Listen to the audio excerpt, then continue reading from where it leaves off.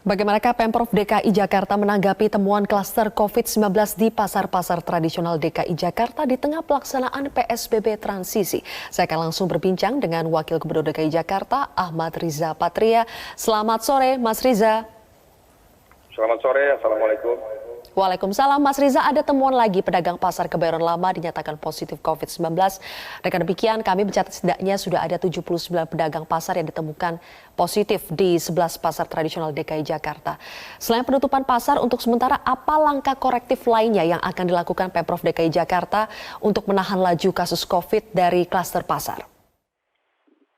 Yang pertama, sebagaimana sudah kami sampaikan berulang kali bahwa di masa PSBB transisi ini, memang ini satu situasi, satu masa yang perlu kehati-hatian kita bersama. Ya. Karena di PSBB 1, 2, 3 semua tidak bisa keluar, di masa transisi dimungkinkan keluar rumah, melakukan berbagai kegiatan, sekalipun ada pelonggaran 50%, termasuk ada protokol COVID yang ketat. Tapi sekali lagi, bahwa kita selalu menghimbau untuk tetap berada di rumah kecuali penting.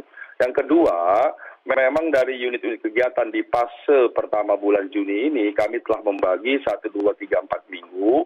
Memang dari 1, 2, 4 minggu, di minggu ketiga, selain rumah ibadah, perkantoran, tempat-tempat transportasi publik, mal, pasar merupakan tempat unit kegiatan yang memang ada kekhawatiran kami yang tinggi dibandingkan mal, perkantoran, maupun rumah ibadah. Untuk itu, kami meminta kepada semuanya, kami telah mengatur berbagai protokol, di antaranya 50% harus yang sehat, ya. Orang hamil tidak boleh, anak-anak kecil kita minta tidak dibawa ke pasar, orang lansia juga kita minta tidak ke pasar. Kemudian juga protokol COVID-nya di situ kita atur traffic flow-nya, disinfektan secara berkala, kemudian menggunakan masker, jaga jarak, pembelian sedapat mungkin tidak menggunakan uang tunai dengan cashless dan sebagainya. Dan telah kami juga Pak Gubernur, saya dan seluruh jajaran sampai tingkat lurah, camat, wali kota, seluruhnya melakukan pengecekan. Bahkan kami hadirkan sebanyak mungkin petugas, dan karena petugas yang kurang, kami juga menghadirkan pegawai kami, ASN kami, yang kami beri tanda begitu sebagai pengawas PBB juga hadir di banyak pasar di seluruh Jakarta. Namun sekali lagi itu tidak cukup, perlu ada keseriusan, kepatuhan, kedisiplin para pedagang dan para pengunjung. Oke. Kemudian yang terakhir, ya gimana Mas Saskia? Silakan dilanjutkan Mas Riza yang terakhir. Nah, yang terakhir memang perlu ada pengawasan yang lebih ketat. Memang pengawasan kami lebih ketat di pasar dibandingkan yang lainnya. Kesadaran pengunjung yang datang ke mal, perkantoran dengan pasar memang berbeda ya. Karena kita tahu siapa yang datang ke pasar itu memang ada kebutuhan yang memang harus dipenuhi. Kadang pengunjungnya kurang semua hati-hati, pedagangnya kurang hati-hati dibandingkan pengunjung mal, perkantoran, dan tempat ibadah umpamanya. Dan apa yang kami lakukan dengan mohon maaf, dengan rasa berat, kami akan disiplin sebagaimana perintah Pak Gubernur, arahan Pak Gubernur, kita akan tidak tegas siapapun. Sekalipun itu pasar milik pemerintah Provinsi DKI Jakarta, di banyak pasar, kalau memang ternyata ditemukan ada pedagang atau pengunjung yang terpapar daripada virus, kami tidak segan-segan mengambil langkah-langkah, di antaranya melakukan penutupan sementara, kemudian dilakukan pembersihan, disinfektan, dan lain-lain, kemudian merujuk ke rumah sakit bagi yang menderita, dan seterusnya. Dan tidak seperti itu saja, kami melakukan peningkatan testing di pasar, dan juga kontak tracing kami lakukan. Jadi memang klaster pasar ini memang sudah kami antisipasi.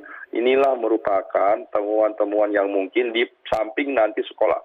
Di banyak negara memang terjadi peningkatan penyebaran itu di sekolah dan di pasar. Di sekolah kita memang belum berani melakukan pembukaan, dan di pasar kita melakukan pembukaan memang ada terjadi penyebaran. Tapi sekali lagi ini tentu kita harus antisipasi dan kita koreksi, termasuk melakukan sanksi bagi yang melanggar PSBB. Baik, Mas Riza, sejauh ini bagaimana evaluasi untuk pelaksanaan ganjil genap di pasar hingga saat ini? Apakah ada pedagang pasar yang nakal melanggar aturan tersebut dan sudahkah itu diberi sanksi? Ya memang ketika kami memutuskan ganjil genap di pasar, ini tidak mudah ya. Pertama, karena ini kan kita maksudkan ada pembatasan 50% daripada pedagang dan pembatasan juga 50% daripada pengunjung. Namun demikian, sejauh pasar-pasar yang dalam penguasaan pemerintah provinsi, kami bisa melakukan tindakan yang lebih tegas, lebih keras, dan umumnya lebih patuh ya. Nah untuk itu bagi pedagang-pedagang yang lain memang butuh kerjasama dengan pengelola pasar lainnya. Kemudian terkait dengan pasar-pasar yang ada di Jakarta ini, kami juga mengatur ganjil genap ya. Nah memang di sini sedang kita pertimbangkan. Ternyata dilakukan ganjil genap, memang itu membatasi orang untuk pedagang untuk hadir, tapi di sisi lain pengunjung yang datang itu dia menjadi bertumpuk. Ya. Kalau umpamanya ada pedagang daging dalam satu pasar, katakanlah 20 kios begitu, karena dibatasi 50% jadi 10, pengunjung yang hari itu datang katakanlah 100, itu akhirnya 100 terbagi di rata-rata jadi kalau tadi 10 berarti satu kios 10 kira-kira begitu. Kalau tetap 20, 100 itu jadi satu kios bisa 5 gitu. Jadi memang ini dalam pertimbangan ke depan, apakah nanti ke depan kita akan terus menerapkan ganjil genap atau kita buka semua kios supaya pengunjung lebih tersebar sehingga tidak terjadi penumpukan di satu toko. Karena jarak antara biasanya kalau jarak antara pembeli atau pengunjung dengan penjual itu dibatasi, dia lebih jauh. Yang dikhawatirkan itu justru jarak antara pengunjung dengan pengunjung. Baik, Mas Riza tadi Anda katakan beririsan berpasaran di kios-kios. Ya, Mas Riza tadi kalau soal pengawasan Anda katakan bahwa memang personil di lapangan kurang sehingga harus ditambah petugas dari DKI Jakarta. Nah, apakah pengawasan yang dilakukan di lapangan ini sampai pada level misalnya melarang pengunjung yang tidak mengenakan masker untuk masuk ke area pasar? Apakah sampai seperti itu? Oh ya pasti, jangankan tidak menggunakan masker. Yang jaraknya dekat juga kami tegur, kami beritahu. Bagi yang tidak menggunakan masker ada dua. Ada yang kita minta di beberapa pasar kita minta langsung membersihkan pasar dengan menyapu pasar, apakah pengunjung maupun pedagangnya. Di tempat kita langsung beri sanksi sosial, bahkan ada yang langsung kita beri sanksi denda sebanyak 250.000. Jadi itu kita berlakukan. Tidak hanya bagi pengunjung kita berlakukan, tapi juga pedagang yang harusnya menjadi contoh bagi semua daripada pengunjung pasar. Oke. Mas Riza, sekarang kita berbicara soal operasional mal yang sudah dilakukan ini masuk hari keempat ya. Bagaimana evaluasinya sejauh ini? Ya memang di mal sejauh kita evaluasi, umumnya mal melakukan banyak terobosan ya. Karena mal ini kan umumnya pemiliknya mohon maaf itu kan kelas menengah ke atas. Dia menyadari bahwa ada sanksi yang akan kami tindak, yang akan kami berlakukan, di antaranya teguran, penyegelan atau tutup sementara bahkan pencabutan izin. Jadi umumnya mal jauh lebih berhati-hati bahkan dari apa yang kami minta. Umpamanya kami menggariskan dibatasi 50% umpamanya pengunjung. Bahkan banyak di restoran setelah dihitung dia lebih membatasi bahkan kurang dari 50%. Umpamanya ada yang 30, 40, bahkan ada yang 25%. Itu wujud dari kepedulian dan kepatuhan daripada pengelola mal atau pengelola restoran atau toko untuk memastikan bahwa di tokonya tidak terjadi atau tidak terpapar virus. Karena memang ketika terpapar terjadi penyebaran virus di toko atau di mal, maka yang dirugikan sesungguhnya ada pengelola atau pemilik mal, pemilik toko itu sendiri. Jadi mereka sangat disiplin ketika kita masuk harus menggunakan masker, bahkan menyiapkan QR code-nya sehingga setiap dengan aplikasi Android handphonenya bisa terdeteksi berapa jumlahnya, kemudian dalam satu toko sudah ada berapa orang dan sebagainya.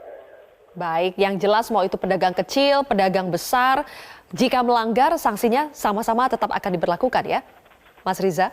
Ya jelas. Jadi kita tidak pernah membeda-bedakan siapapun yang melanggar, bahkan mohon maaf, bagi orang yang lebih cerdas, yang lebih kuat, yang lebih itu harusnya sanksinya lebih berat. Baik, Mas Riza, nanti kita akan lanjutkan lagi perbincangan kita, tapi kami harus jeda terlebih dahulu. Pemirsa Prime Time News akan kembali sesaat lagi. Pemirsa, kami kembali melanjutkan perbincangan bersama dengan Wakil Gubernur DKI Jakarta, Ahmad Riza Patria. Mas Riza, tadi kita sudah bahas soal bagaimana penerapan protokol kesehatan dan pengawasan di pusat-pusat perbelanjaan seperti di pasar tradisional dan juga di mal. Nah, lusa ini sudah memasuki akhir pekan. Bagaimana Pemprov DKI Jakarta memastikan bahwa nantinya ketika memasuki akhir pekan, lonjakan pengunjung bisa terantisipasi dengan baik?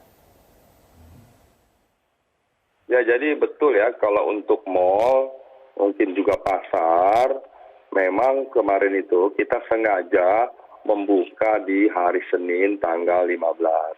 Kenapa kita membuka di hari Senin tanggal 15? Karena di hari Senin itu kan hari kerja ya. Kita tahu umumnya pengunjung itu lebih banyak datang pada hari libur, yaitu Sabtu dan Minggu. Kenapa kita maksudkan Senin? Supaya ini para pengelola bisa lebih memahami, mengerti ada proses adaptasi di situ. Ketika tutup, kemudian buka, dan kita tahu sesungguhnya ada juga masyarakat yang euforia begitu. Tapi kan karena dimulai Senin juga tidak semua berkesempatan bisa datang ke mal. Khawatiran kami memang di hari lusa ini, nanti Sabtu dan Minggu, potensi pengunjung itu jauh meningkat sebagaimana kita ketahui. Dan ini sudah kita bahas dengan asosiasi mal, asosiasi pasar dan semuanya. Apa yang harus dilakukan? Pertama, para pengelola mal harus lebih ketat disiplin melakukan pembatasan pengunjung, kemudian juga pembatasan ruang-ruang parkir. Kemudian di depan-depan mal itu umumnya selain melakukan protokol COVID sebagaimana yang sudah ada, seperti masker, cuci tangan, desinfektan dan lain-lain, termo suhu dan sebagainya, itu juga ada QR code-nya. Itu juga penting. Itu terobosan yang dilakukan oleh pihak swasta yang sangat baik untuk memastikan berapa jumlah yang hadir dalam satu mal, bahkan berapa jumlah yang hadir di setiap toko. Dan kita minta juga setiap mal itu membentuk tim pengendalian COVID. Jadi mal sendiri pengelola setelah membentuk tim pengendalian COVID untuk melakukan pengawasan pemantauan. Mudah-mudahan dengan adanya ini, sekalipun besok Sabtu Minggu ada peningkatan pengunjung, tapi jumlahnya tidak melewati batas yang telah disepakati. Oke, selain mal, hari Sabtu nanti juga 2 tempat wisata akan dibuka, Ragunan dan Ancol. Apakah sudah ada skenario juga yang disiapkan jika muncul antrian pengunjung yang datang ke lokasi tanpa melakukan pembelian tiket secara online? Jadi begini, memang menarik ya. Kita tahu bahwa hampir 3 bulan ini semua di rumah, apalagi anak-anak bosen. Biasanya anak-anak ini hari-hari diisi dengan bermain, selain belajar, tahu-tahu di rumah.